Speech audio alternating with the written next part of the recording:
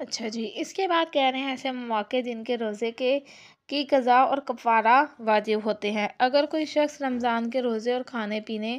جمع استمنا یا جنابت پر باقی رہنے کی وجہ سے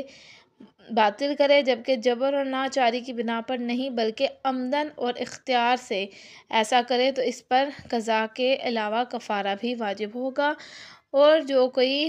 متذکرہ امور کے علاوہ کسی اور طریقے سے روزہ باطل کرے تو احتیاط مستحب ہے کہ وہ قضا کے علاوہ کفارہ بھی دے۔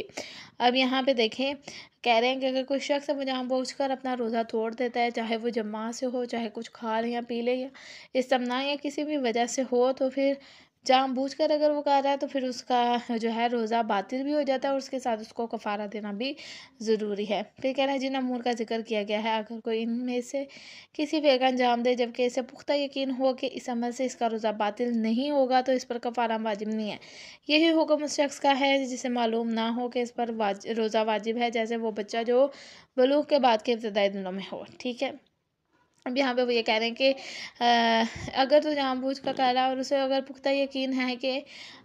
پختہ اس بات کا یقین ہے کہ اگر وہ یہ کام کرے گا تو روزہ باطل نہیں ہوگا تو پھر کفارہ نہیں ہے، لیکن اگر اسے اس بات کا یقین ہے کہ اگر وہ یہ کام کرے گا تو روزہ باطل ہو جائے گا تو پھر اس پر کفارہ ہے، ٹھیک ہے۔ یہ کلیہ ہے، یعنی ایک ہم کہہ سکتے ہیں فارمولا ہے کہ جو جان بوجھ کر اگر کوئی چیز، نیت ڈیپینڈ کرتی ہے، ٹھیک ہے۔ جان بوجھ کر اگر کوئی چیز کی جا رہی ہے اور آپ کو اس کا عمل، اس کا نتیجہ بھی پتہ ہے تو پھر وہ گناہ میں آتا ہے، لیکن اگر آپ جان بوجھ کر نہیں کرتے اور آپ کو بعد میں پتہ چلتا ہے کہ یہ چیز ٹھیک نہیں تھی یا حرام تھی تو پھر اس کا تھوڑا سا جو ہے نا کمی کی جاتی ہے۔ آگے کہہ رہے ہیں روزے کا کفارہ۔ رمضان کا روزہ توڑنے کے کفارے کے طور پر ضروری ہے کہ انسان ایک غلام آزاد کرے، یا اس طریقے کے مطابق جو اگلے مسئلے میں بیان کیا جائے گا 2 مہینے کے روزے رکھیں، یا 60 فقیروں کو پیٹ بھر کر کھانا کھلائیں، یا ہر فقیر کو ایک مد تقریباً 3/4 کلو طعام یعنی گندم یا روٹی وغیرہ دے۔ اگر یہ افعال انجام دینا اس کے لیے ممکن نہ ہو تو بقدر امکان صدقہ دینا ضروری ہے، اور اگر یہ ممکن نہ ہو تو توبہ و استغفار کرے، اور احتیاط واجب یہ ہے کہ جس وقت کفارہ دینے کے قابل ہو جائے کفارہ دے، ٹھیک ہے۔ یہ بتا رہے ہیں کہ کفارہ کیا کیا ہے۔ پہلے زمانے میں جو ہے غلام آزاد کیے جاتے تھے، اب تو غلام نہیں ہوتے تو اس لیے ہم یہ والا نہیں کر سکتے۔ دوسرا یہ ہے کہ 2 مہینے کے روزے رکھے، پھر اگر وہ بھی نہیں کر سکتے 60 فقیروں کو کھانا کھلائیں، وہ بھی نہیں کر سکتے تو پھر آپ جو ہے تقریباً جو ہے نا 3/4 جو کلو طعام دے۔ اگر وہ بھی نہیں دے سکتے تو پھر آپ توبہ استغفار کریں، اور لیکن پھر آپ صدقہ دیں، لیکن وہ بھی نہیں دے سکتے پھر آپ توبہ استغفار کریں، اور پھر جب دینے کے قابل ہوں تب کفارہ ضرور دیں۔ جو شخص رمضان کے روزے کے کفارے کے طور پر 2 ماہ روزے رکھنا چاہے تو ضروری ہے کہ ایک پورا مہینہ اور اس سے اگلے مہینے کے 1 دن تک مسلسل روزے رکھے، اور اسی طرح باقی مہینے کے روزے بھی احتیاط واجب کے بنا پر ضروری ہے کہ پے در پے یعنی مسلسل بجا لائیں۔ لیکن اگر رکاوٹ پیش آئے کہ جیسے شرعاً عذر شمار کیا جائے تو اس دن کا روزہ نہ رکھے اور عذر کے دور ہونے کے بعد دوبارہ شروع کرے۔ اگر یہاں بھی یہ کہہ رہے ہیں کہ اگر ایک شخص ہے وہ 2 مہینے کے روزے رکھ رہا ہے کفارے کے طور پر، تو وہ مسلسل 2 مہینے روزے رکھے گا، 1 دن بھی چھوڑے گا نہیں۔ اگر وہ 1 دن کوئی چھوڑ دیتا ہے، کوئی اسے عذر ہوتا ہے، کوئی مسئلہ ہوتا ہے، تو پھر اس کے بعد وہ دوبارہ سے شروع کرے گا، پھر سے 2 مہینے کے روزے رکھے گا۔ یہاں پہ یہ نہ ہے کہ عذر دور ہونے کے بعد دوبارہ شروع کرے گا، ٹھیک ہے۔ پھر کہہ رہے ہیں جو شخص رمضان کے روزے کے کفارے کے طور پر 2 ماہ روزے رکھنا چاہے تو ضروری ہے کہ وہ روزے ایسے وقت نہ رکھے جس کے بارے میں وہ جانتا ہو کہ 1 مہینے اور 1 دن کے درمیان عید قربان کی طرح کوئی ایسا دن آ جائے گا جس کا روزہ رکھنا حرام ہے۔ یعنی آپ کو اگر کوئی 2 مہینے ایسے رکھنے ہیں جس میں آپ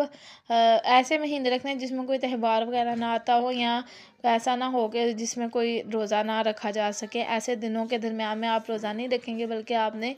مسلسل ان دنوں میں عام روٹین میں جو دن آتے ہیں ان میں روزہ رکھنا ہے۔ پھر کہنا ہے جس شخص کو مسلسل روزے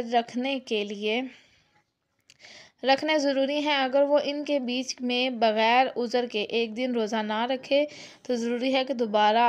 از سر نو روزے رکھے۔ اچھا، یہاں پہ وہ کہہ رہے ہیں کہ بغیر عذر کے وہ کوئی روزہ چھوڑ دیتا ہے تو وہ پھر دوبارہ سے شروع کرے گا، لیکن آئی تھنک سو جو اوپر والا ہے نا اس میں یہ بات نہیں ہے. اگر عذر آ گیا تو آپ دوبارہ سے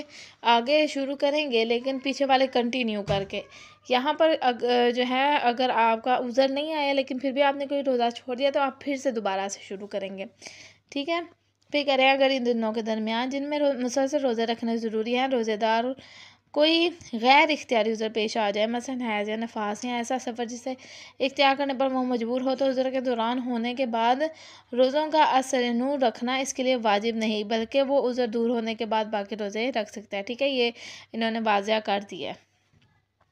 اگر کوئی ایسا عذر ہے جو آپ کے لیے مجبوری ہے، مثلاً حیض اگر عورتوں کو آ گیا یا نفاس آ گیا یا ایسا کوئی مسئلہ،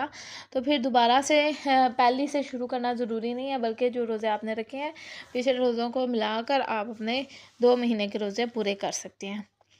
اگر کوئی شخص حرام چیز سے اپنا روزہ باطل کر دے، خواہ وہ چیز بذات خود حرام ہو جیسے شراب اور زنا، یا کسی وجہ سے حرام ہو جائے مثلاً حلال غذا جس کا کھانا انسان کے لیے کسی کلی ضرر کا باعث ہو، یا وہ اپنی بیوی سے حالت حیض میں مجامت کرے تو ایک کفارہ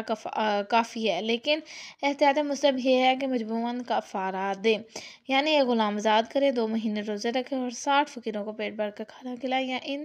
میں سے ہر فقیر کو ایک مد گندم یا روٹی وغیرہ دے. اور اگر یہ تینوں چیزیں اس کے لیے ممکن نہ ہوں تو ان میں سے جو کفارہ ممکن ہو وہ دیں. ٹھیک ہے. اگر روزہ دار جان بوجھ کر اللہ تعالیٰ یا نبی صلی اللہ علیہ وسلم سے کوئی جھوٹی بات منسوب کرے تو اگرچہ اس پر کفارہ واجب نہیں ہے، لیکن احتیاط مستحب ہے کہ کفارہ دے. پھر کہہ رہے ہیں اگر روزہ دار رمضان کے ایک دن میں کئی دفعہ کھائے پیے یا جمع یا استمنا کرے تو ان سب کے لیے ایک کفارہ کافی ہے. پھر ایک روزہ دار جمع اور استمنا کے علاوہ کوئی دوسرا ایسا کام کرے جو روزے کو باطل کرتا ہو اور پھر اپنی زوجہ سے مجامت کرے تو دونوں کے لیے کفارہ کافی ہے. ٹھیک ہے. یہ مسئلہ نمبر 1640 تک ہی آپ لوگوں کا